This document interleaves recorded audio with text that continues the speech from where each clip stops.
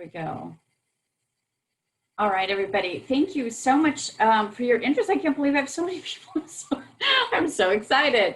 And I am, in a way, representing Dr. Richard McNulty, who is the Practicum Coordinator, the professor who's the Practicum Coordinator. And I have two fellow students that have done Practicum. Alexis Mitchell did Practicum a couple of years ago. Well, actually now a few years ago.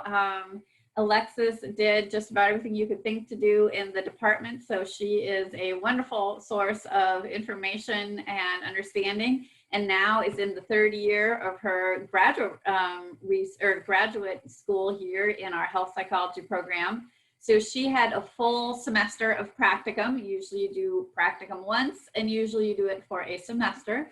And I have Alyssa Wynn with us. She's a current senior. She did Practicum last semester in the interrupted semester, but was able to, but certainly got a little bit of taste of experience to be able to talk about how the process went.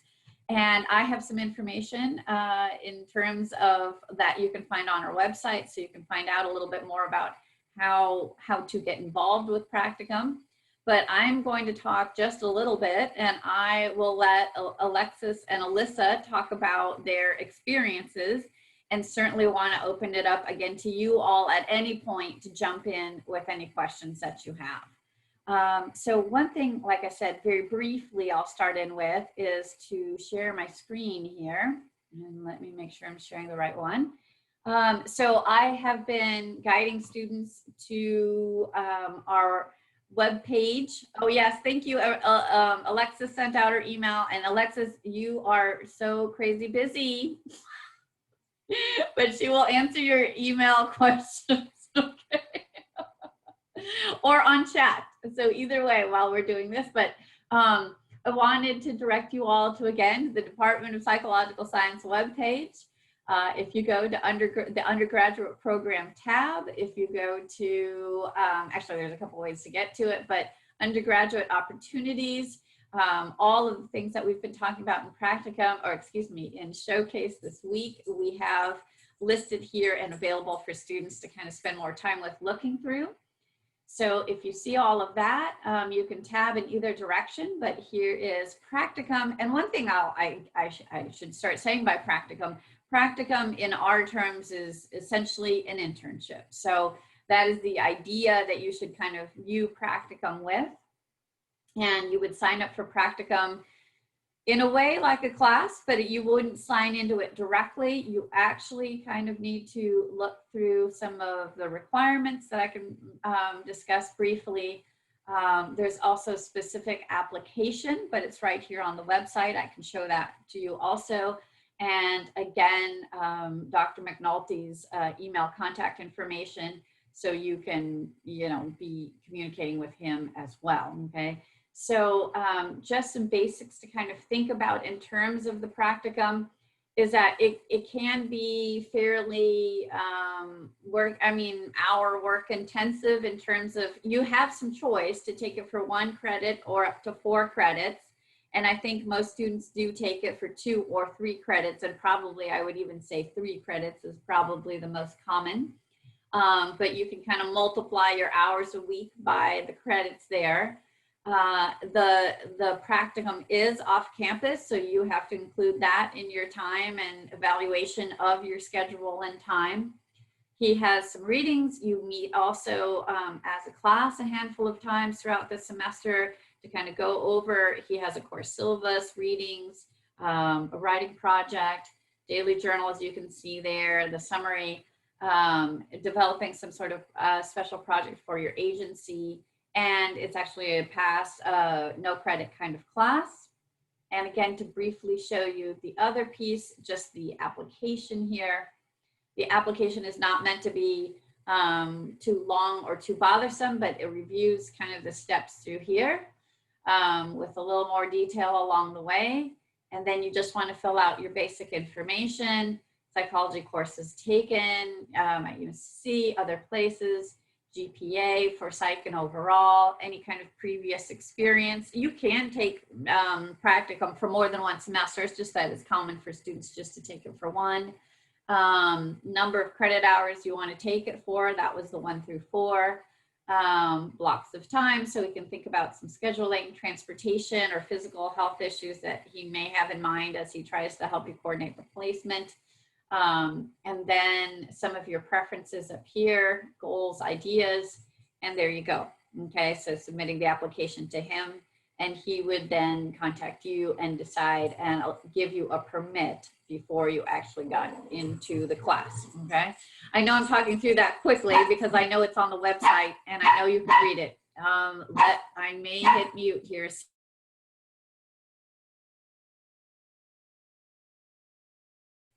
Kiddos, if I get in a pinch, Alexis or Alyssa are talking for a few minutes. But so the information, the basic information is on the website. And let me actually go ahead and turn, Alexis, do you mind starting in for us?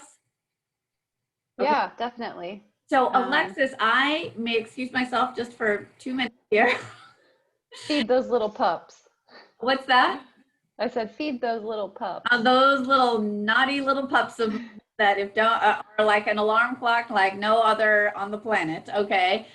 So Alexis, if you can tell them a little bit about your whole process, and that would be helpful. And I will be right back. Okay. In fact, I'm going to make you and Alyssa co-host here, just in case. I shouldn't take long, but in case something we were trying to figure out what needs. Sounds good. Okay, thank you both. I'll be right back. Hello, everybody. So like Dr. Chiarella said, I graduated from UNCC in 2018. And then I went straight into the health psych program that we have at UNC Charlotte. I am a clinical student, so that means I'm on a clinical track. I'm trying to become a clinical psychologist one day. And having that career in mind as an undergrad, that's when I made the decision to do practicum, this practicum class, because I knew that one day I wanted to be in a clinical program and that I had very little actual clinical experience.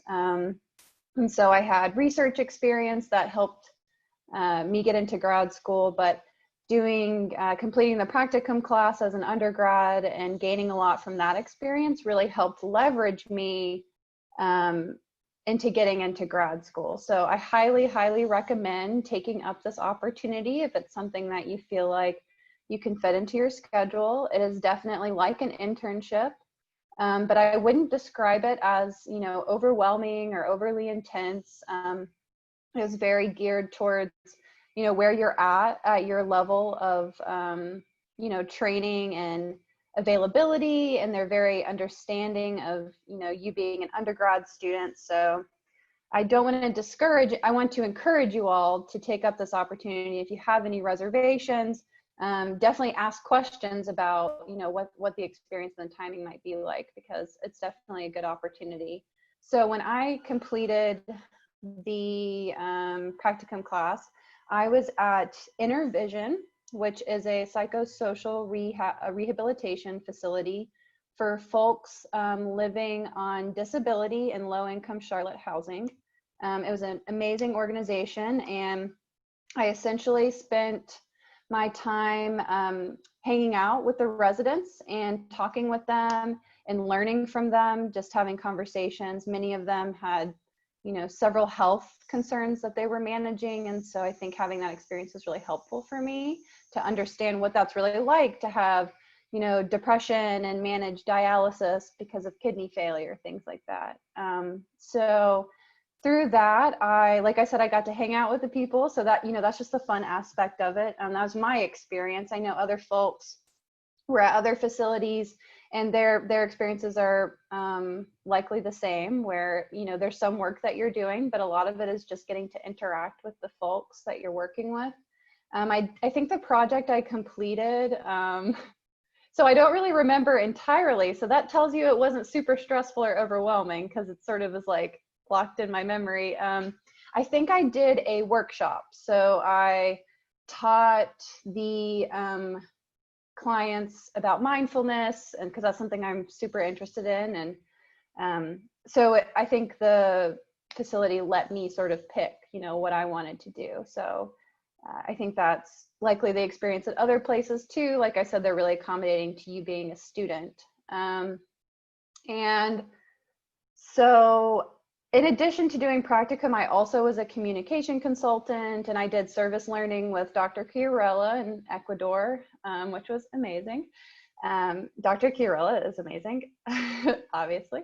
And so now, at this point, I'm a third-year grad student. I'm working at the VA. I worked at the VA today. I just got done at 4 o'clock and, transitioned to this Zoom room.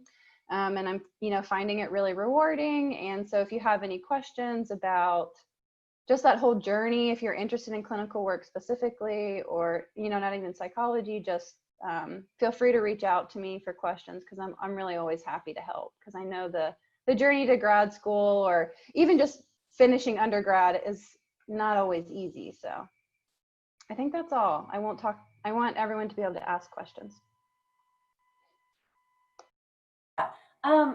Oh, hang on. You can hear me now, right? China's got a good question, and she's talking about location distances. So maybe could we among the three of us, I'm trying to think. I know there are a handful of common sites that Dr. McNulty usually places students in. So there's Intervision, there's Girls on the Run. Let's see here. Can we think of other places, Alyssa or Alexis? I went to a men's shelter like right outside of Uptown, so it was about a 20-minute drive. Okay, right. And I'm trying to think, girl, I think I had another student do, I don't think these driving times are super far. I think the idea is that they're, aren't they kind of located in, what do I want to say, Charlotte, and maybe even Central Charlotte, so you're not driving hours all over the place, I believe, right? Yeah, and I think this is something that you can talk with Dr. McNulty about. If you don't have a specific population, like children or adults with health issues like me, that was my specific population I wanted to work with. I think, it'll be pretty reasonable to find a site that you're able to get to feasibly 2 days a week. That's how frequently I went to my site.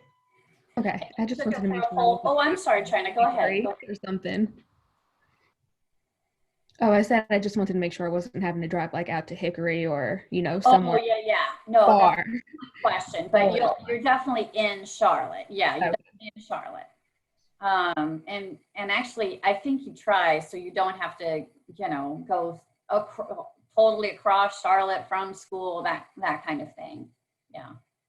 Did I miss someone else's question? I know, and I'm not remembering here. Let's see here. 4 days advanced registration. Do you know when that is? That is an excellent question. Nobody knows what the heck is going on this year, including us. No, you poor kiddos. Brianna, I'm just answering Brianna's question here. Let me say a few words. Okay, so first of all, we just finally confirmed yesterday, the chancellor and the faculty, the calendar schedule for next semester. So we now have the plan for next semester. We have listed our classes and all of that and given them within the department to the office of the registrar a little while ago. And so we're expecting that any day now they will post those. I will say that when I spoke with Dr. McNulty, he said that right now practicum is a little bit at a standstill because most places are either doing kind of telehealth like Alexis was doing. She said she's at the VA, but she is in her home office at the VA, right?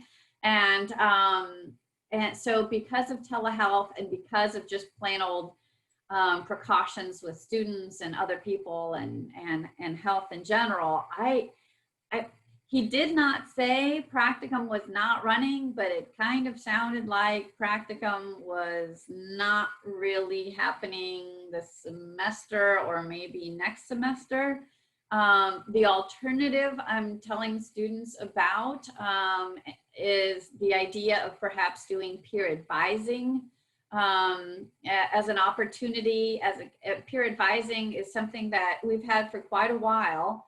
But what we're turning it into more of a kind of in-house practicum experience, right? So you're working with other students for peer advising, but you're also talking about a whole bunch of a variety of different issues. It's a pre-professional experience where you need to be, you know, professional, on top of things, know things about the department and major requirements and school requirements and university issues and confidentiality as you work with students. So there's a lot there that can be gained. And I was, you know, as I've talked to Alyssa, as one of my current peer advisors, as I've spoken with Alyssa, you know, the thing about peer advising is that it may be how you put your schedule together, but it is also about, you know, what priorities, goals, motivations, family issues, financial issues, significant other issues, that may be making an impact on your decision on what does my schedule look like next semester, right? So those are big kind of counseling clinical issues that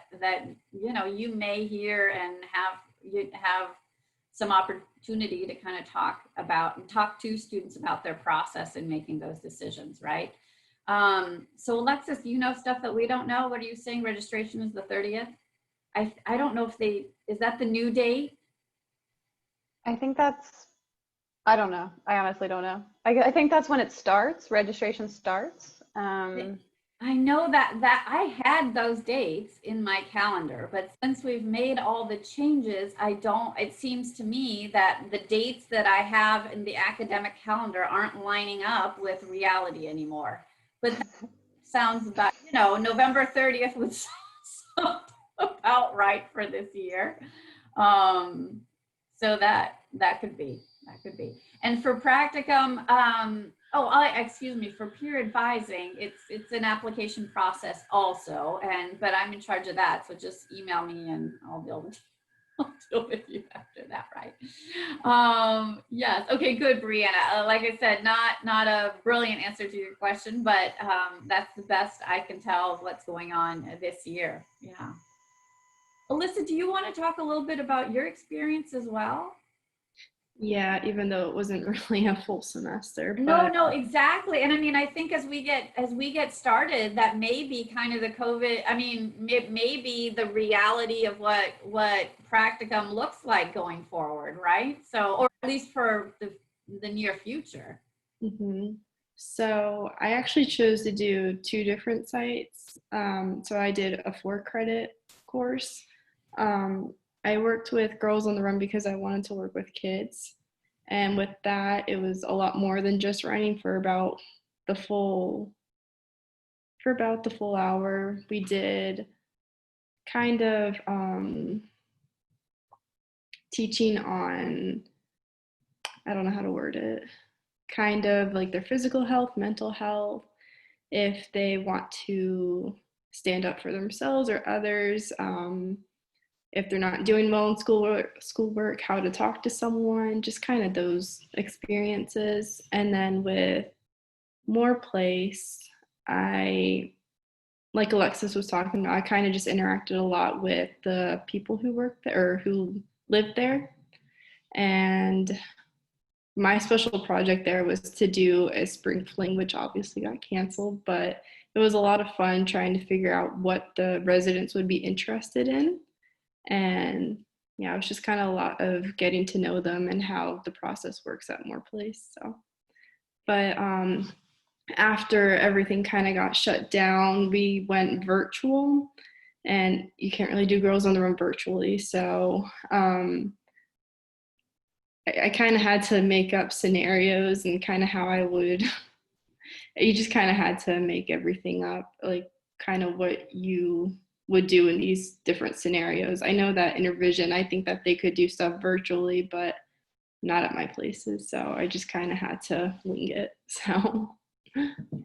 Yeah, and actually, Alyssa, you brought up a good idea or a notion about the class, and that you did for the class. You did, both of you meet for different topics that you covered. Is that right? A little bit, like, what were some of the topics that you covered, maybe as a part of the class, or some readings that you did as part of the supervision in class?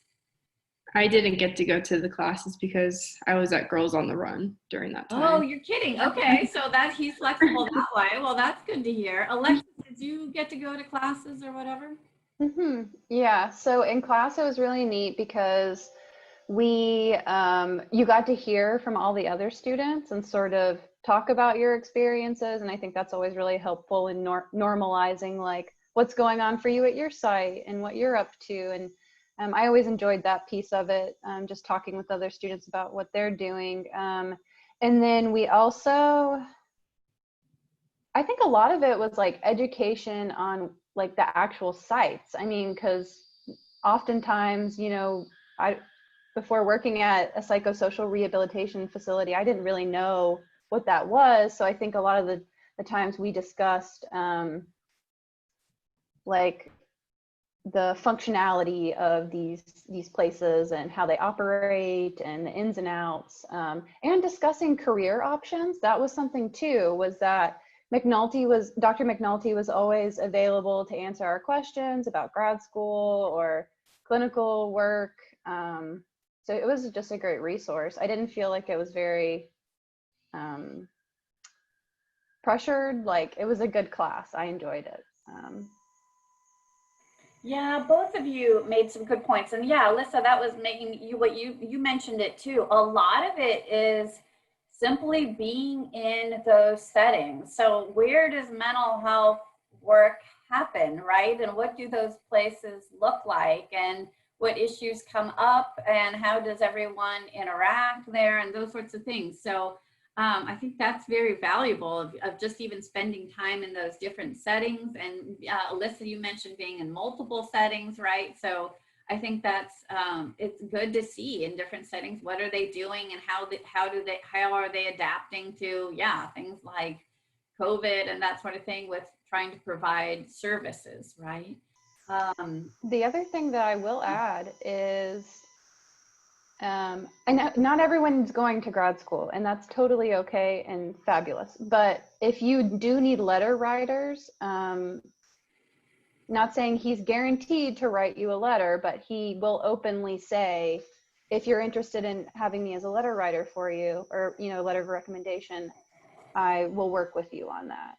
So I remember him saying that and thinking that was a good opportunity for people. Yeah, I think that's another good point to highlight, because so a lot of the class, it talks about, as you've heard from the students, professional issues, right? And Dr. McNulty and perhaps myself in peer advising, right? I mean, once if you were in the experience with me, but we can speak to, if you're thinking about going more of a clinical, applied therapy, social work, counseling kind of position, we can answer some of those questions about how do you work with other people, how do you interact, how do you communicate, what are some of your strengths and weaknesses in that regard. And not a lot of professors get to see you in that role, right? You're in your role as a student, there's just a different dynamic than you in a practicum setting, being supervised under internship, working with other people, right? So those just become valuable letters and insights from people who see you in that capacity. Another person who might be a good letter writer for you is whoever was supervising you from the actual internship site too, right? Or lead to possibilities with an extended internship or volunteering opportunities, or I don't know, in some situations, maybe even a job. So, I mean, again, kind of a basic level to start off with, but I think these are good opportunities to open those kinds of windows and doors for you through the department to kind of to the outside and some of the professional work you'll be doing. I'm eyeing our time, and I'm seeing that we're at essentially kind of about the half the 30-minute mark. Do you all have any other questions I can answer or address, or Alexis or Alyssa, or other information we can kind of point you toward?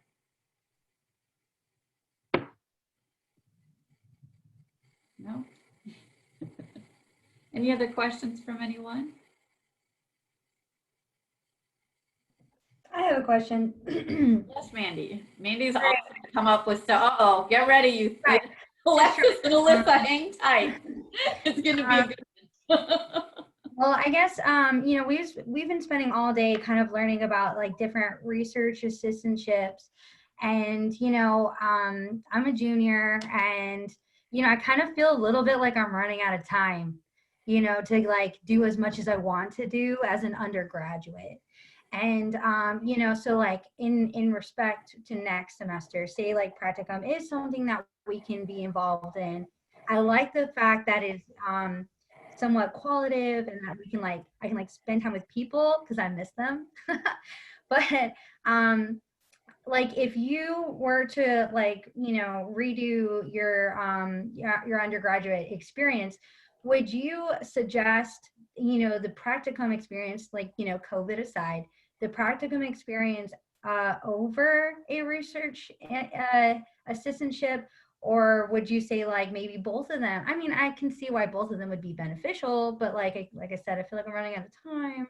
So maybe I'm not, I don't know, maybe I'm just being a little bit of a worrywart, but what would your advice on that be? Right. And again, Alexis and Alyssa chime in. I mean, so I'll be quick, and I can certainly elaborate. On one hand, the more the merrier, right? But you don't want to drive yourself crazy and then end up having to drop out of something. If you can avoid that, that's just less stress, right? Mm-hmm. If you could do both, fantastic. But ultimately, the answer to that question kind of lies in, what do you really see yourself doing, okay? Because what do I want to say? If you think about yourself in terms of going a more kind of hands-on, kind of practical therapy counseling route, then I would be inclined, okay, tentatively to say steer you more toward practicum and peer advising, because at least you can say, well, I took these research classes, and, you know, I'm familiar with some the background with research and blah, blah, blah. But we don't really offer you any opportunities to be in touch with other people. Right? So, you know, and if that's more of what you want to do, then I would suggest that. Now, there may be things in your background where you've done a lot of work or volunteering with other people, and you say, maybe I could use a little more of this research, right? So in a way, you could answer that for yourself, thinking about those questions better than I could tell you. At the same time, I would definitely say to you, let's meet and talk, and we can really chew it through, right? And figure out what we can tailor to best answer your own questions there. But those are good ways of kind of thinking about it a little bit. And fundamentally ask yourself, what do I see myself doing? Do I think I'm going to be a professor and a researcher, or do I think I want to be more of an active clinician, working with people, working in a hospital, in a clinic, in a community mental health center, in a VA, or those sorts of settings, right? So because the two paths don't have to be different. I combined them. Alexis is combining them as we speak, right? But to a certain degree, there's, you know, when you lay it all on the table, there's some distinct choices that might be better for you and your situation, whatever that might be. Thank you. Any other? I'll quickly add, just because I have to hop off here in a second. That's a really great question, Mandy. And I think that your anxiety is totally normal. I don't feel like I really started doing anything until my junior year, to be quite honest. I was just surviving until that point, until I met Dr. Chiarella. Then her life turned around, yeah. And then everything changed. But I would definitely suggest what she's saying is think about where you think you're going to end up. and what you already have, your experience you already have, and what might be useful to build upon. I would say like clinical experience is great, but there are, I don't know, it sort of depends on where you want to go, but I will say research experience is impressive in some ways, in some situations. And I think that you can sort of assert your clinical skills in interviews, you know, in other ways. So it sort of depends on, you know, where you see yourself. But I think like just thinking about it that way, and maybe there's other ways you could get research experience besides doing an RA, like completing a honors thesis. So maybe something like that, or, you know, I think you got to make it work for you, whatever feels right for you, and go with that. Yeah, Alexis, just to blow us all away. Okay, when you transferred in to UNCC, you were a junior, right? I think I transferred in as a sophomore. Oh, a sophomore? Okay, that makes sense. I was gonna say, did you do all of that in 2 years? But okay, so yeah. So your first year, you were probably kind of getting yourself grounded. Making good grades. Yes, getting good grades, exactly. Doing well in the classes and all of that. And Alexis is brilliant. And someday I'll erase that B from your perfect transcript. Yeah, the only class I got a B in was in adolescent psychology. If I could change that, I would. I only got one B in undergrad too, so we're even. But in any case, but soon on, Alexis, yes, you studied abroad with me in Ecuador, and we did service learning study. It was a service learning study abroad, not a, I like eating this food and drinking study abroad. Not that I'm saying they're that way. I should edit that. In any case, service learning study abroad. And then, yes, you were an RA, you did practicum. Yes, thank you, Alexis. Don't worry about us being anal about being undergrad. I'm trying to think, did you do Charlotte Research Scholars over the summer? Over the summer. Your honors? Yeah, there are other opportunities. You could try to, you know, play around, like see how you could get experience in different ways. Like and over I mean, the summer. you were doing a research assistantship with somebody in political science, right? How did that happen I don't even know how that happened. I got connected through my lab that I worked in, that I still work in. I work with Dr. Sarah Lovins in her emotion and cognition lab. And I had interests, and that's, you know, you just got to tell people what you're interested in, what you want, and people will help you. And I mean, like I said, like Alexa said, she did a lot of that and packed it in 2 years, right? I mean, you know, got her footing her sophomore year and then packed it in junior, senior. So, and you don't have to do all of that, but for what Alexis wanted to do, which was to go on and get her PhD in clinical psychology, you needed the combo. You needed the combo of study abroad, practicum, service learning, and as much research as you can, right? I will add that just reminds me, I did a summer fellowship at Davidson one summer. Right, I helped you with that one too.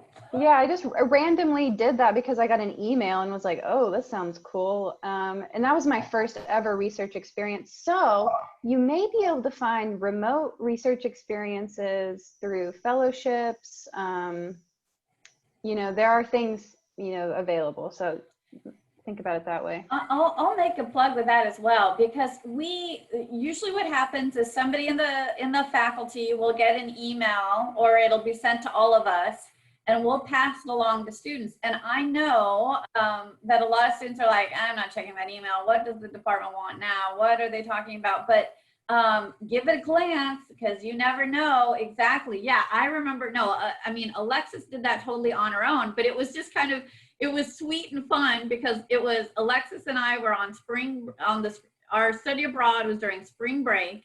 And I said to her, Alexis, I'm getting an email. I was one of her references and recommenders, right? So I got an email from the professor who she was going to work with in Davidson, saying, what can you tell me about Alexis, right? So I'm saying, like, well, she's amazing, and we're in Ecuador right now doing more amazing things, right? So, I mean, again, I was showing off Alexis is amazing, And, yeah, I mean, not that that sealed the deal, but it's just kind of fun to see those things coming together. And yeah, Alexis had the radar up and went running after everything she could.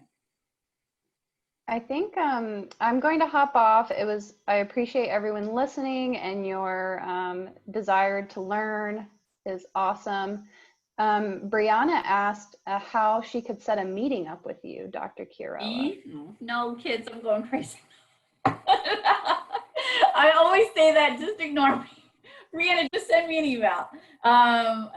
Let's see here. I'll share my contact info here at the end. Alexis, let me put up, let's see here. Let me share a second, and so you can all see that. Okay, let's just give me a moment here, Brianna, and I'm happy to meet with whoever and anybody else I can. So if I go, the easiest way to do is show you people on our faculty website. There I am. And Chiarella so my last name, oh yeah, that's easy. Chiarella at uncc.edu.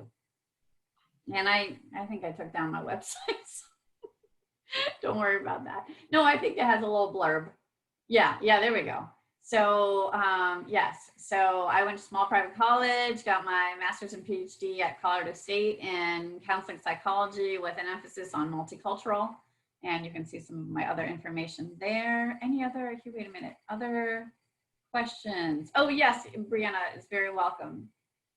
Any other questions from anybody? No, we're good. We know about Practicum. We are going to keep our eyes on all these opportunities. And I will say, you know me, I will send out the email tomorrow, but we have Dr. Sarah Levins coming up tomorrow, the lab that Alexis has been working in since undergrad, and she's still working in as a graduate student. We have students talking about teaching assistantships. We have students specifically talking about what's it like to be a research assistant. So you've heard it kind of from several of the faculty, but some of the students are talking. And Dr. Doug Marquant, who's talking about his cognition lab tomorrow as well. So stay tuned. We've got a few more of these to go. And I appreciate all your good time and attention, because some of you have put in some long hours with me, and I am grateful for that time of yours, because I know it's not in abundance these days. So thank you very much. And Alyssa, thank you very much for being my practicum person with COVID and all, dealing with practicum and peer advising. So thank you all of you, and hopefully see some of you tomorrow. Thank you. Thank you.